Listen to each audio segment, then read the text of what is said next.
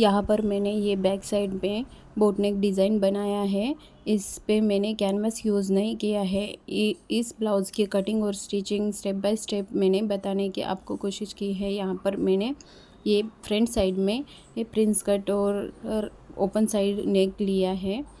नमस्कार फ्रेंड, Jaya fashion art में आपका स्वागत है। अब हम आगे इसकी कटिंग और स्टिचिंग सीखेंगे।